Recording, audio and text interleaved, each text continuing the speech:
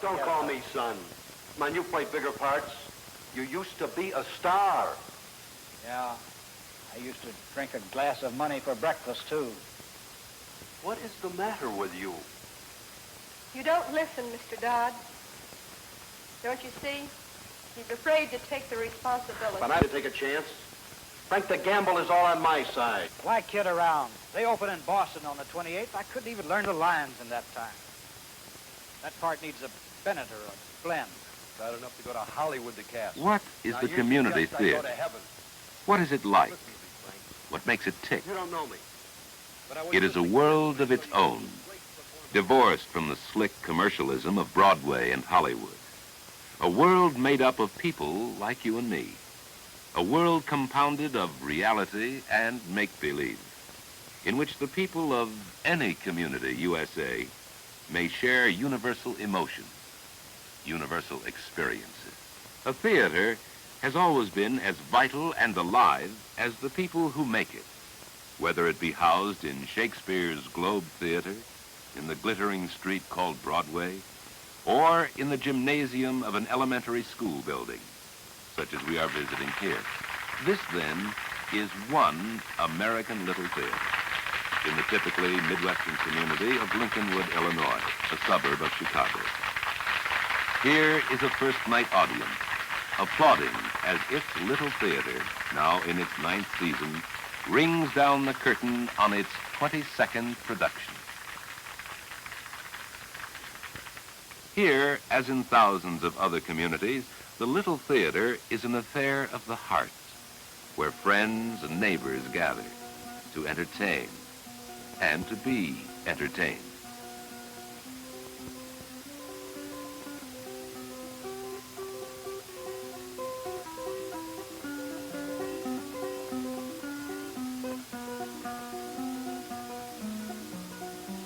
For the stranger in a new community, it is often an avenue to new friends and new interests, as we shall presently see in the case of Bill here and Mary, who have just come to Lincolnwood to put down roots.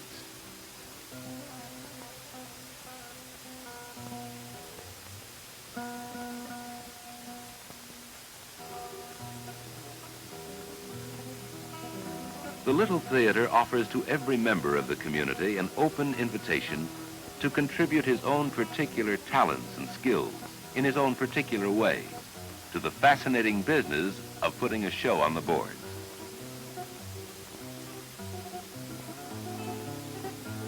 Lincolnwood is a relatively new community with a population of 10,000. Not so old and experienced as New Orleans or Omaha or Des Moines, with their prospering community theaters. Not so large and affluent as Pasadena with its million-dollar playhouse. This particular Little Theater, a nonprofit corporation, started small. It looks forward to the day when, like Omaha and Pasadena, it will have its own playhouse instead of its present inadequate quarters in the school gymnasium.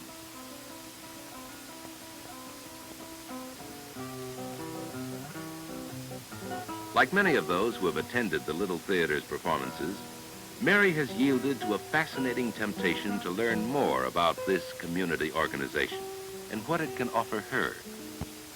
Here, with the typical shyness of the newcomer, she hunts out the theater's quarters in a rented basement area of the school.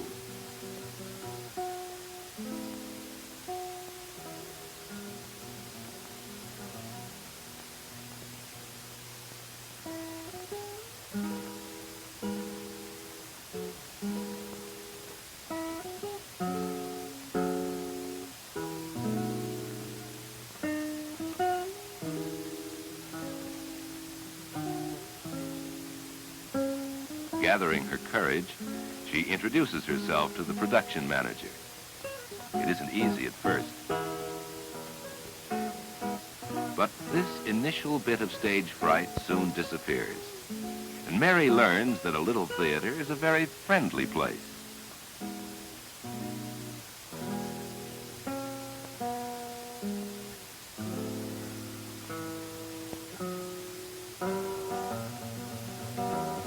The question of how an organization such as this operates is a little too complicated to answer in one breath, but we can try. One of the most important jobs outlined on this play production chart, indeed the very first job that must be done, is that of choosing a play. The selection of a suitable play from among the literally hundreds of scripts available for community use calls for discrimination, good taste, and a knowledge of the theater's skills. The play reading committee must choose a play that is within the scope of its own technical capacities, one that is soundly built and has a reasonable chance of pleasing the people who come to see it. And since the directors for most community theaters are from the professional stage, the committee must keep in mind the director's wishes and special abilities. The script that is finally chosen must fit in with the manpower potential of the organization.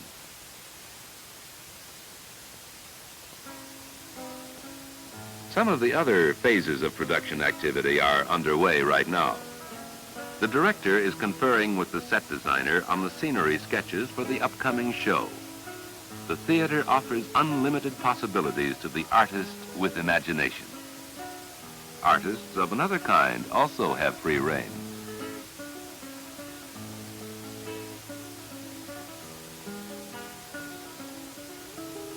And of course, there can be no play without actors. This community theater, like most others, holds open auditions to which everyone is welcome.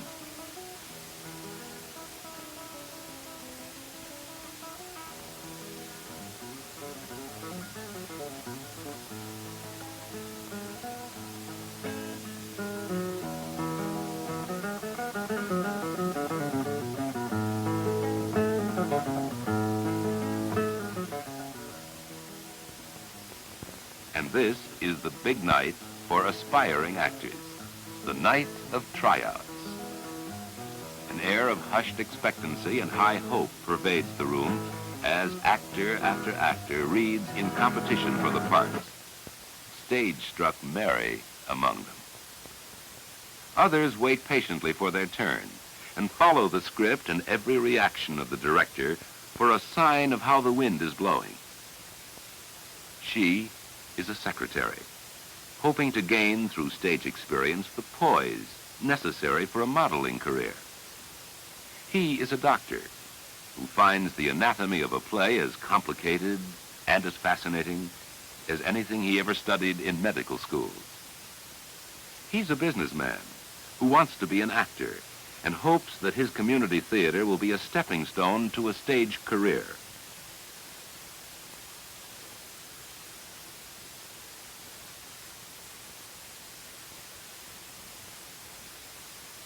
Here is the director, a television producer immersed in the commercial complexities of his workaday world. He finds in the community theater the free atmosphere in which he can express himself creatively.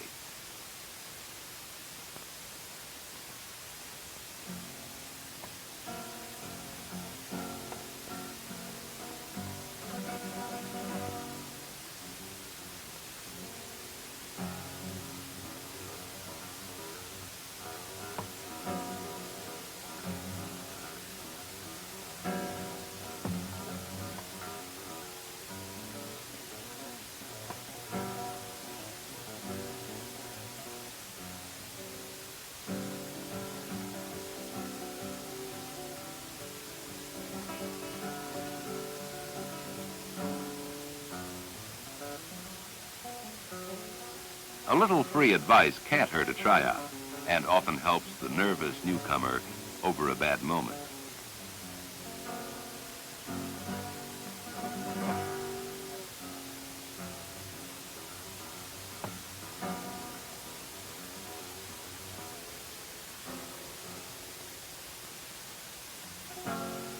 Then, one fine routine day, Mary answers the phone and discovers the magical meaning of that old theatrical bromide.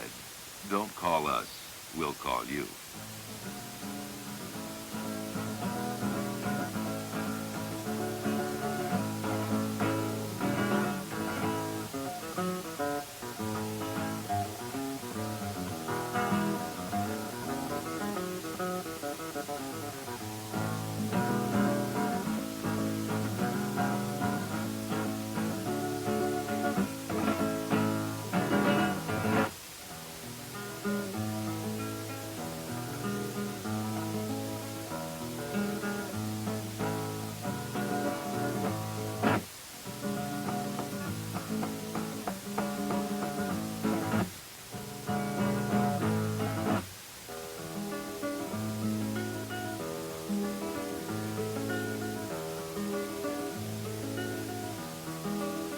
With the casting completed, the various production crews swing into action. The property committee makes the rounds, gathering stage furnishings from the homes of theater members and neighbors. Sometimes they are treasured possessions, and the owner makes it quite clear. For the publicity staff, there are dozens of jobs to be done, such as placing posters in strategic locations and winning friendly arguments with community merchants. Mr. Hardware Man, you haven't the heart to say no to her. A theater without its own playhouse sometimes has its problems and must wait its turn until rehearsal space is available.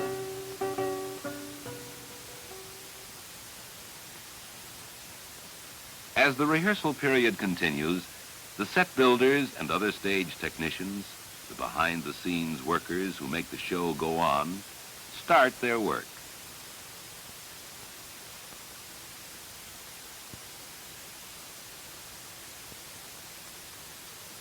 We try to be neat, but, oh well.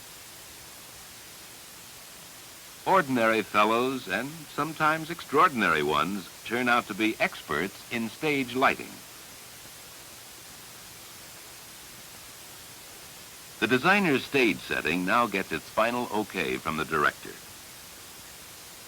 While the business of set building is a necessary requisite, every play must also have an audience, and the acquiring of that audience is the job of the theater's business staff, which is going over its final plans at a meeting in a kindergarten room. They come up with a myriad answers to the jobs at hand: the program advertising, the sale of tickets, ushering, the management of the multitude of costs that go into a play's production. The cost of a little theater play, including royalties and a paid director, may run to $1,000 or more. If there's any profit, it goes into expansion of equipment and facilities. Yes, they come up with myriad answers and with a backache now and then. The publicity staff has a job to do in keeping the local papers supplied with news about the forthcoming production.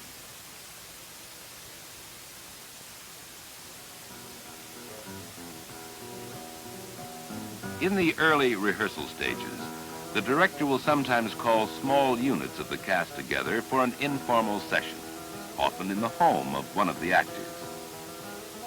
Tonight, they are meeting in Mary's home for a line reading in which the principals can get a feel for the play. Sometimes, even this kind of rehearsal has an audience.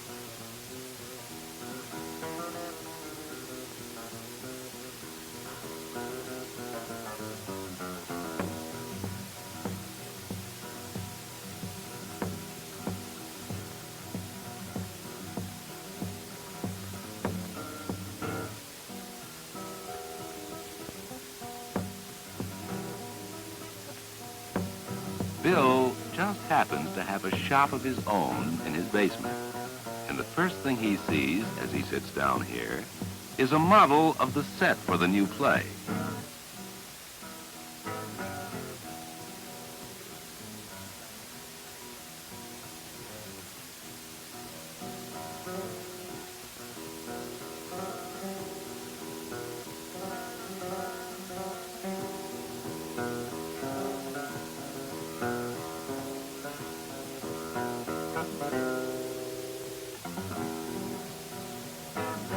Maybe this is all she'll need to bring him into the theater circle.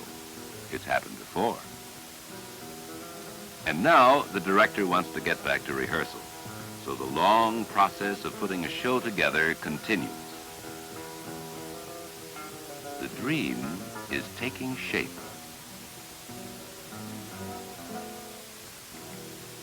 I can't do it, can I? Doesn't it seem strange for you to ask me that? You're my wife. Frank, we've been through all of this before, many times before. I'm tired. What happened? Where did I get so bollocksed up? I was the best young leading man in this business. Not a slouch. Scripps didn't come. I knew it then, on the coast. I lost my nerve. And then when we lost the money in '39, after those lousy federal theater jobs, this is the face that once turned down radio work. Whatever I did, I don't know what, but I'm good. I'm still good, baby, because I see what they think is good.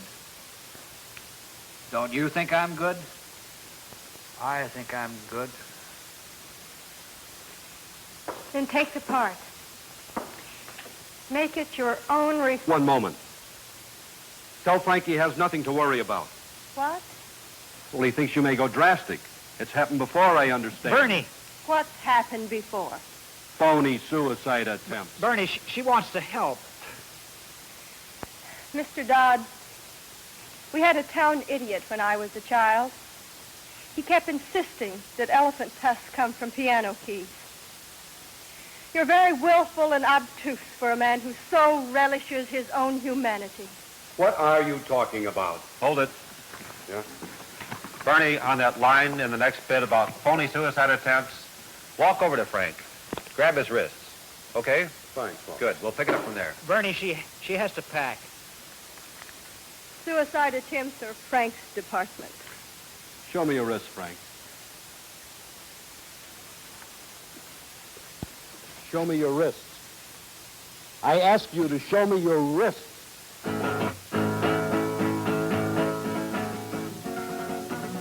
On stage tonight, there is a new sense of urgency and skilled performance of technical tasks as stage and lighting crews prepare for action.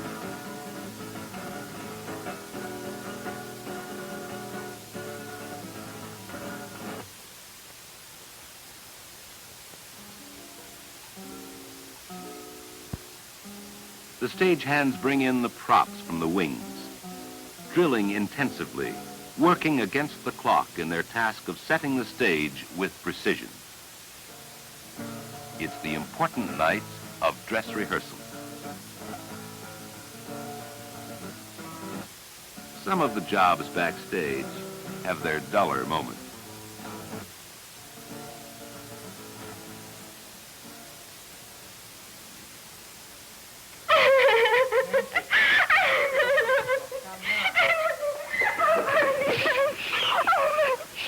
What happened out there? What happened? He began hitting me, Bernie, on stage. I can't bear it. I don't even know what he's doing out there. He's even changed the lines. Wyatt, will you? This is opening night. Ralph, go on with your job and close the door. His eyes are all red, and he looks at you, and he doesn't even see you. I started to cry, and he shook me like I was a doll. Come on now, he didn't hurt you that much. That's the scene. To shake me and slap me like that, he changed the lines. I didn't even know what to answer. Don't raise your voice. That curtain is up. Are you all right, dear? Oh, I'm all right, Mrs. Elgin. I'm all right. Now stop sulking, Junior Miss, and go out there and change for your last act. Yes, Bernie, I will. It was just such a shock, Mrs. Elgin. We understand, dear. I hope it's the biggest shock you ever get. Come here. Me? Come here. Now go up and change. Yes, I will, Bernie. Gee.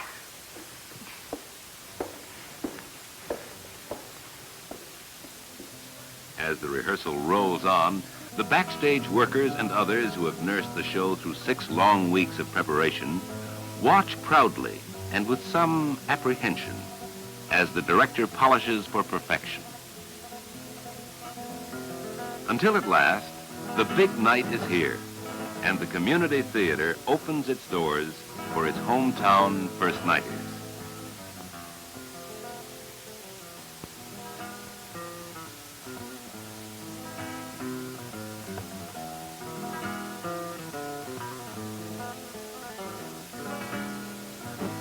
Neighbor meets neighbor again and settles down for another evening of shared excitement.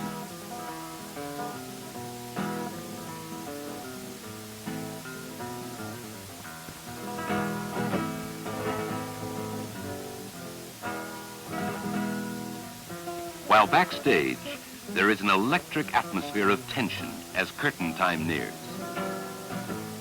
Places, please, places. The stage manager commands his company. The final touch while he reels off the lines he dare not forget. A last-minute struggle with a recalcitrant button. Props being checked and rechecked for the final time. House lights down.